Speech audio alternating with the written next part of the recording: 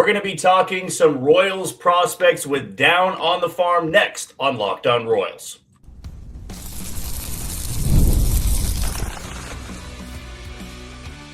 You are Locked On Royals, your daily Kansas City Royals podcast. Part of the Locked On Podcast Network, your team every day. How's it going, everybody? This is Jack Johnson, host of Locked On Royals and the Locked On Podcast Network, now the #1 sports podcasting network out there. And if you're looking for the best way to follow me, you can do so on Twitter at JohnnyJ_15. That's at JOHNYJ_15. For you loyal listeners, you know that we bring you 5 episodes a week, Monday through Friday, 30-minute episodes in length. And on days like today, when we get very special interviews, not always talking about the big league club, but talking about some prospects around this organization, we want to get the best people on here to talk about it. And we are so pleased to be joined by Max Lane and Owen Riley of Down on the Farm. You guys got to go out there and check out their content, their coverage. They do a phenomenal job. Want to get this right on Twitter. Give them a follow at Down on the Farm 12. Max, Owen, how are we doing this morning? Doing great. Yeah, doing great. Thanks for having us. Excited to be here. Talk some Royals baseball. Oh, yeah. We know baseball's right around the corner. We're going to be down there in Surprise talking with a handful of these guys. And the one we're going to kick things off with is somebody that might be getting the most hype for only playing 1 month last year. That's Carter Jensen. Came up in the September call-up period. Didn't really take over full catching responsibilities until about halfway through September. You guys have done some numbers on him. You guys have done some digging. Max, let's start with you here. What have you seen from Carter Jensen, and what do you expect from him going into 2026?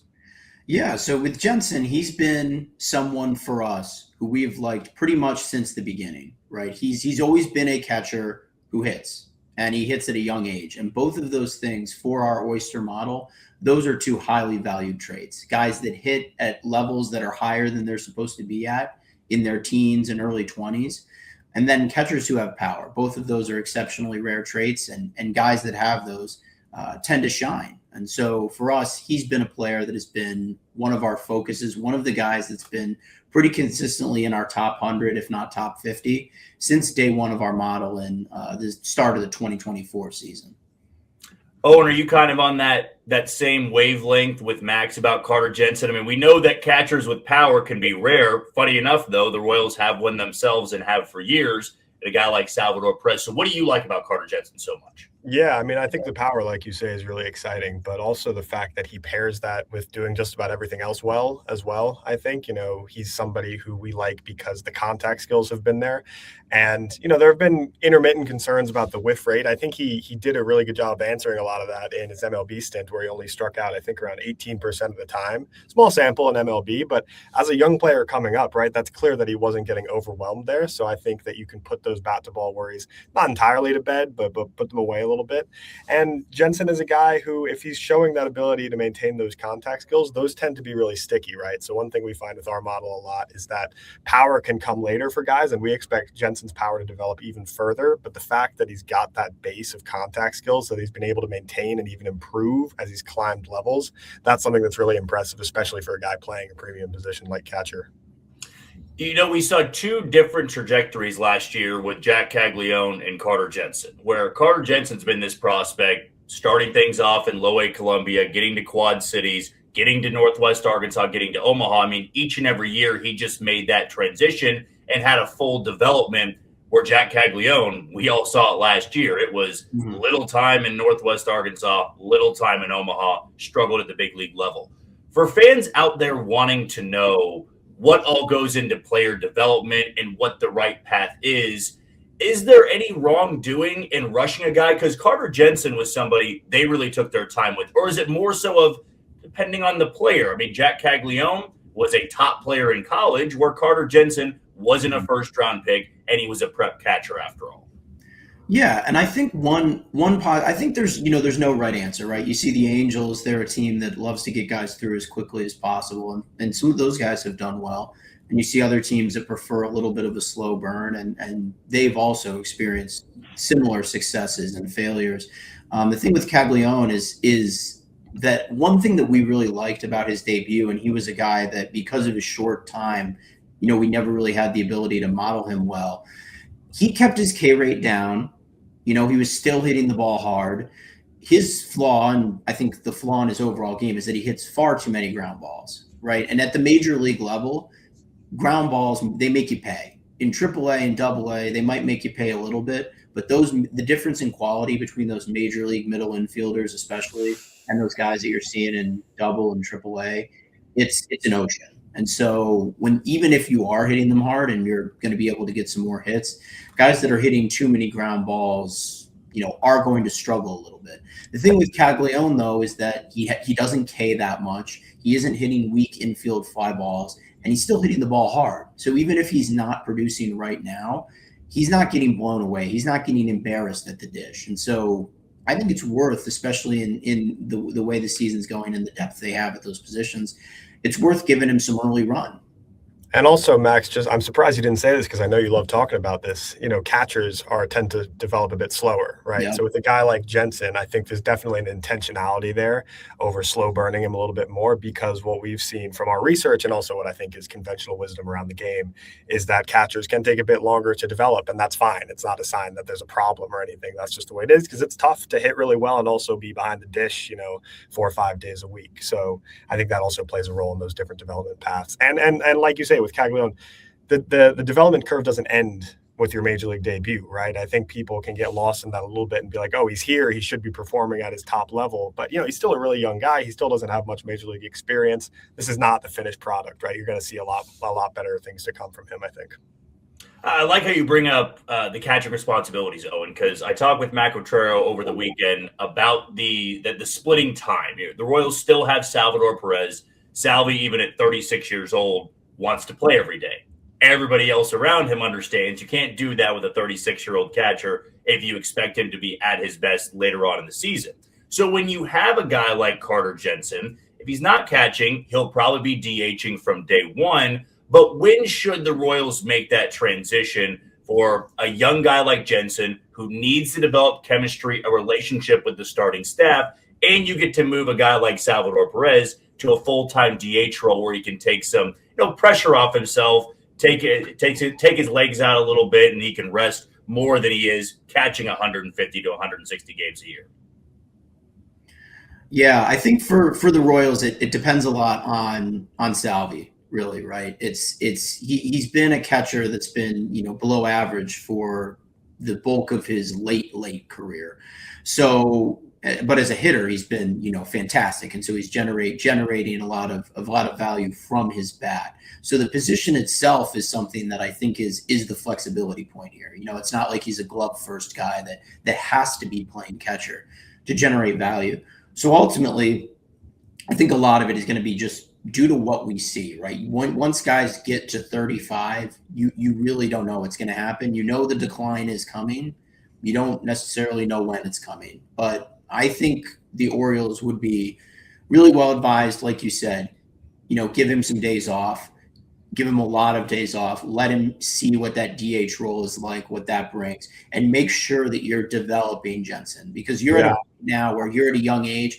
You need to get these guys as many reps as possible. And both with him and the Orioles and Samuel Basallo, they're both going to have to figure out how can they develop them as catchers, but still challenge them with major league arms. Yeah. It's a team that has high expectations, a team that plans on getting back to the postseason. And a lot of it to me has been about Jack Caglione and Carter Jensen, where we know Michael Garcia, we know Bobby Witt Jr., we know Vinny Pasquantino, Salvador Perez, all these guys, they're counted on to be contributors. But this Royals team, in my opinion, is going to go as far as those young guys can take them. Because if Caglione and Carter Jensen can be league average bats, we talk about Carter being a dark horse rookie of the year candidate, that to me moves the needle than anything else. Because you kind of know what to expect from the other four I just mentioned. The unknown about Caglione and Jensen is a big part about this team. So last question for this first segment.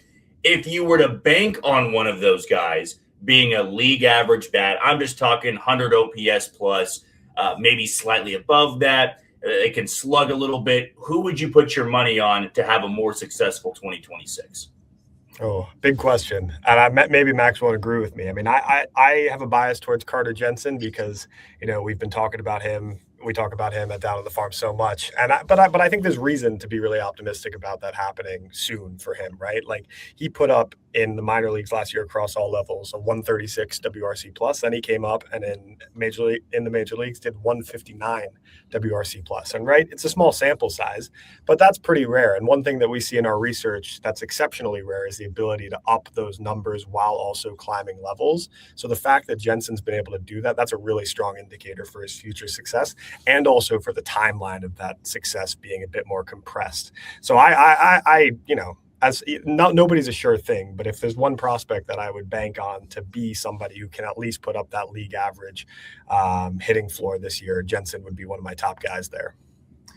Yeah, I agree, but I think it'll be a little bit trickier for Jensen, given that he is a catcher and he's catching at the major league level for the first time. I think that's quite a burden. He's going to have to learn a lot. He's going to have to really focus on that aspect of his game. So I think that may take away a little bit of the bat. But I think if he, maybe he does see the bat diminish a little bit. Maybe he doesn't, but maybe he does. And if he's able to be a solid catcher, good team leader, and develop into that guy, he may generate more value, period. So yeah. I think Jensen is more likely to be perhaps a more valuable player.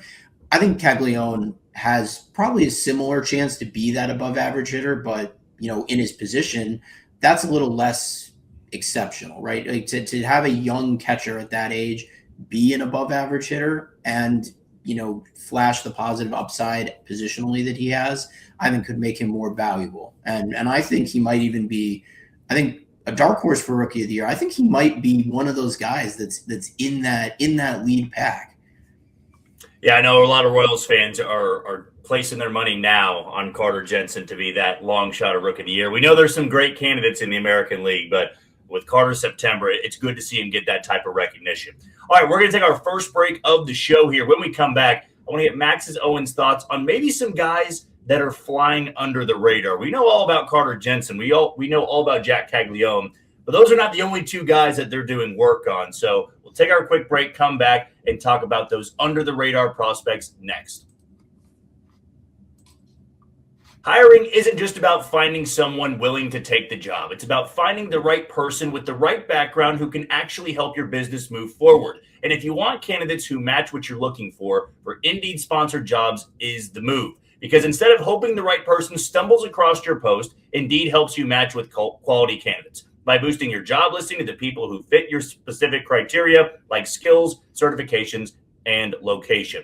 And here's the stat that says it all. In the minute I've been talking to you, companies like yours made 27 hires on Indeed, according to Indeed data worldwide. So if you're hiring, spend less time searching and more time interviewing candidates who check all your boxes with Indeed sponsored jobs. Listeners of this show will get a $75 sponsored job credit to help you get the job, the premium status it deserves at Indeed.com/LockedOnPodcast. That's Indeed.com/podcast. Terms and conditions apply. Hiring, do it the right way with Indeed.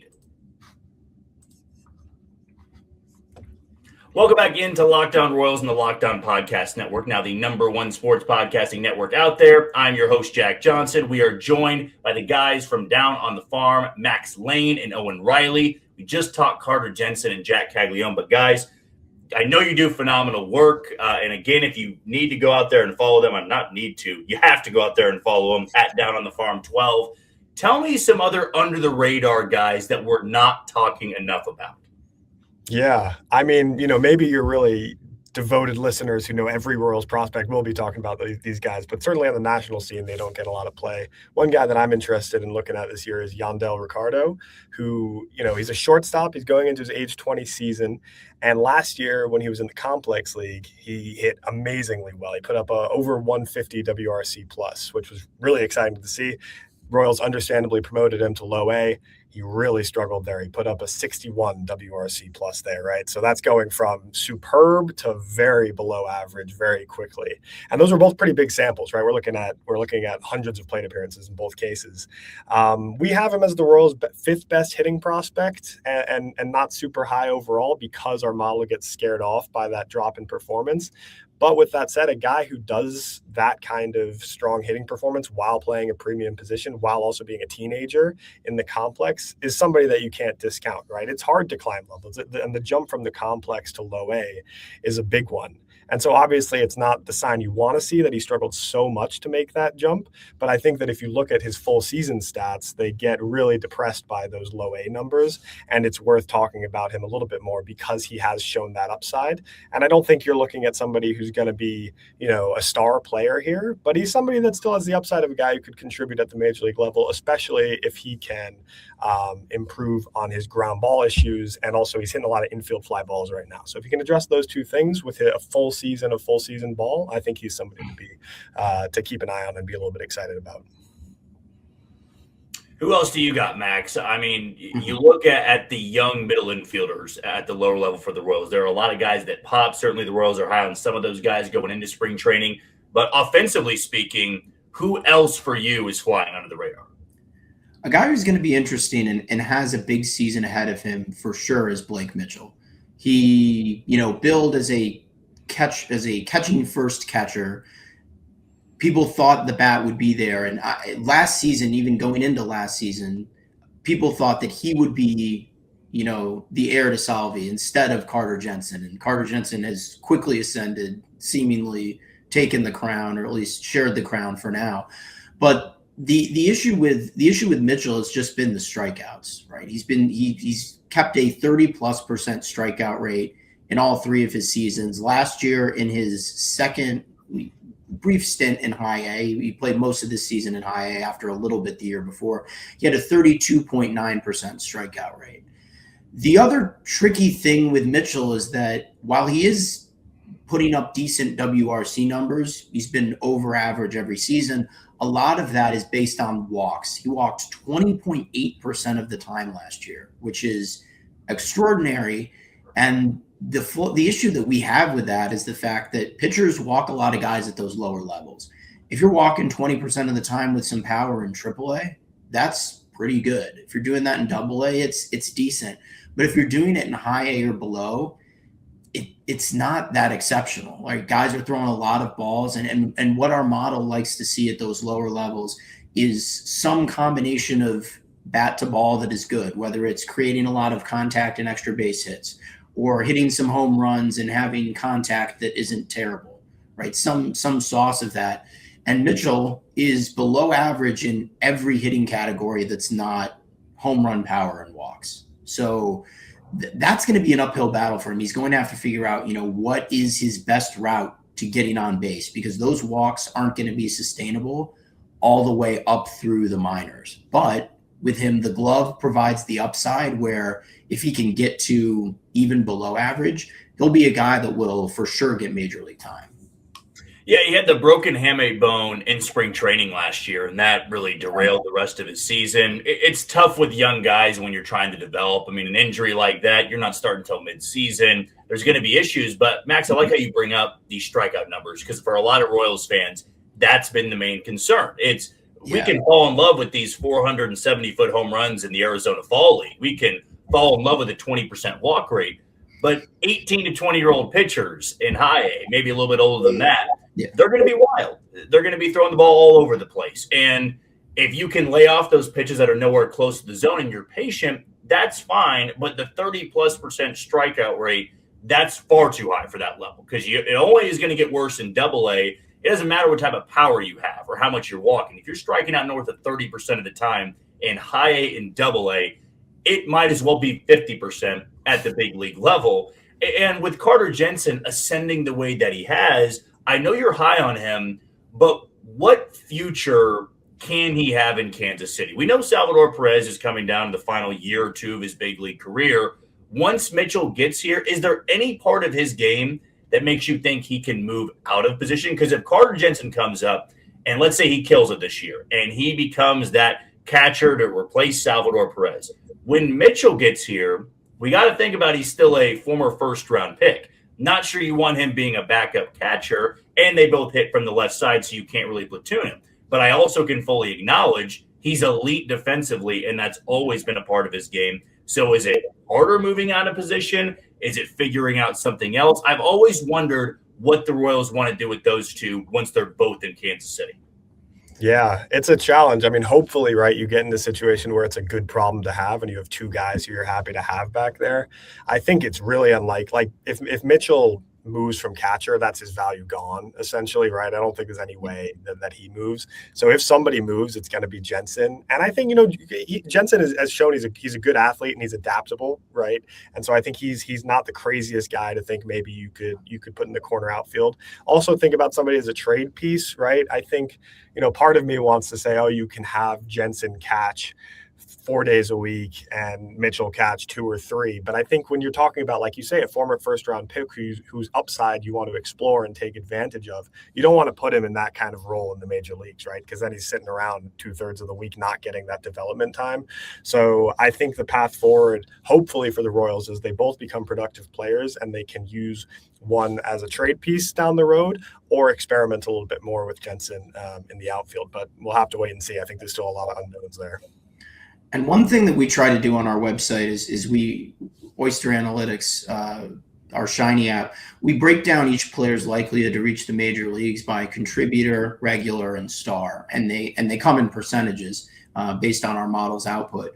And one thing that for us is the most striking from that are, outside of a cast of 10, 11, 12 guys that are elite at the top, the odds of most of the other players becoming a major league regular on down are around 50%, right? So even if you are a team that's in a situation where you have a theoretical logjam, maybe you're the Brewers at middle infield or the Royals at catcher, a theoretical logjam doesn't very often turn into, that end logjam where you have two guys who totally have the juice where you cannot figure out where to put them. Yeah. Right? That's such a rare outcome that I feel like it is something that when fans look at what is going to be the projected future lineup, it can get in the way. But in reality, so rarely does it become an issue. And then when it does become an issue, it can be a good thing, because if Blake Mitchell ends up being a decent hitting catcher, but Carter Jensen has established himself as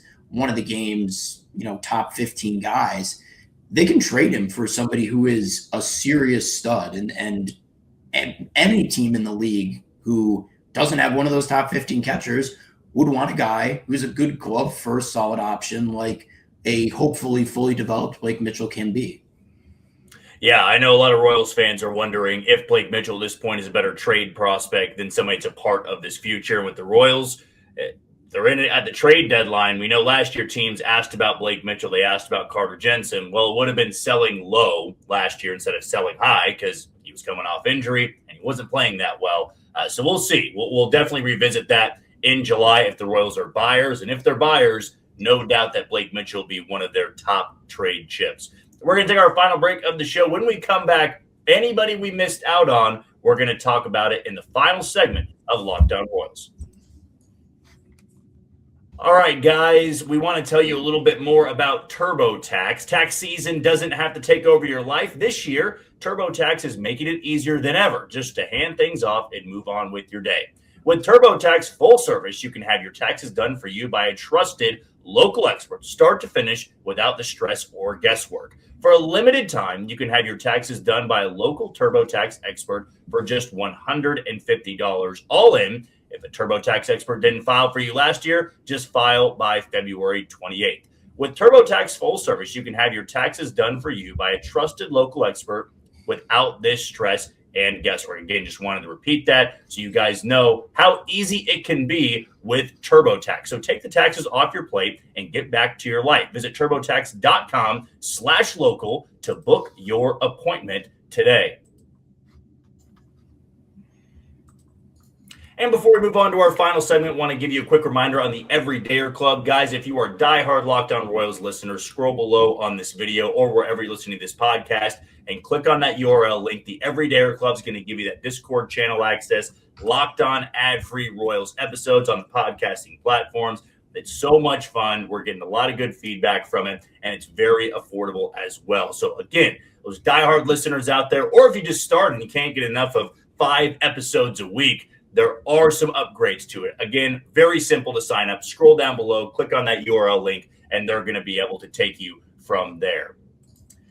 This has been such a fun episode talking with the guys from Down on the Farm. Follow them on Twitter at Down on the Farm 12. Max Lane, Owen Riley, giving us their thoughts on Jack Caglione, Carter Jensen.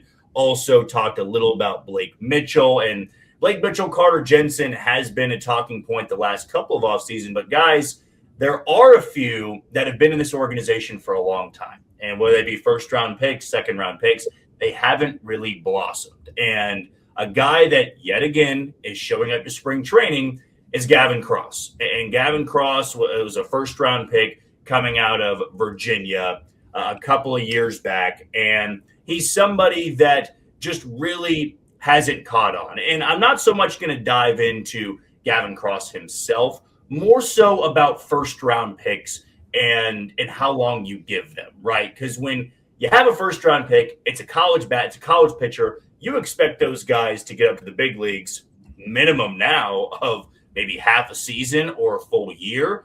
Gavin Cross was drafted in 2022. He still has not really progressed going into 2026. He's had moments, he's had flashes.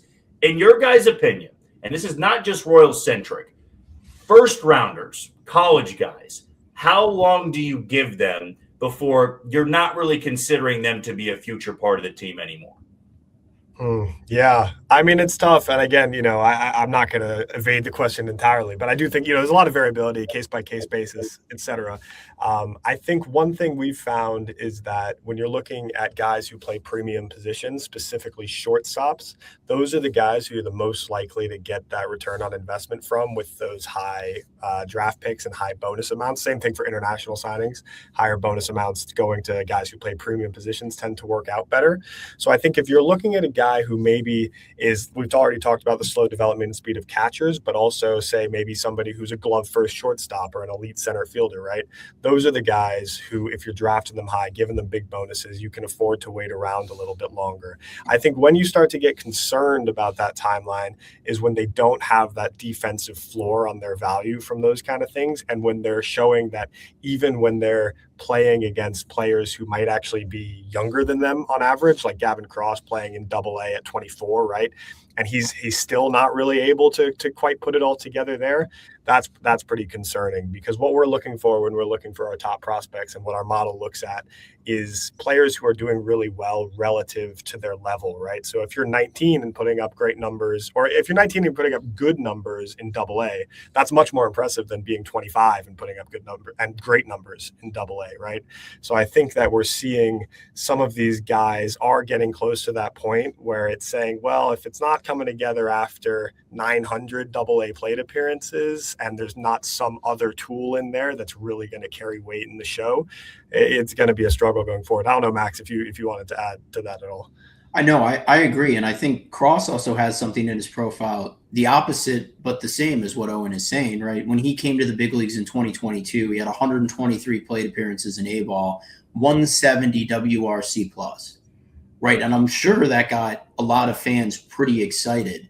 But for our model, it would not be that excited, right? He was 21 at the time playing in A-ball, so he's very old for the level.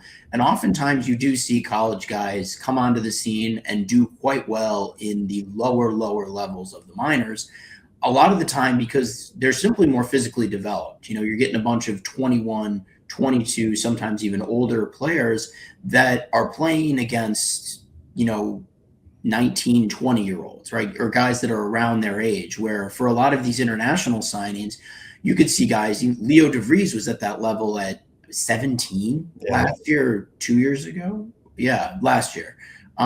So that makes a big difference, right? If you think about it kind of as an American, if you think of it in the context of some of these stud international players who are hitting A-ball, they're guys who are maybe high school seniors, college freshmen. You think they're, small, like they haven't grown yet. And then you think of college seniors and they're like, oh, they're big. They're strong humans.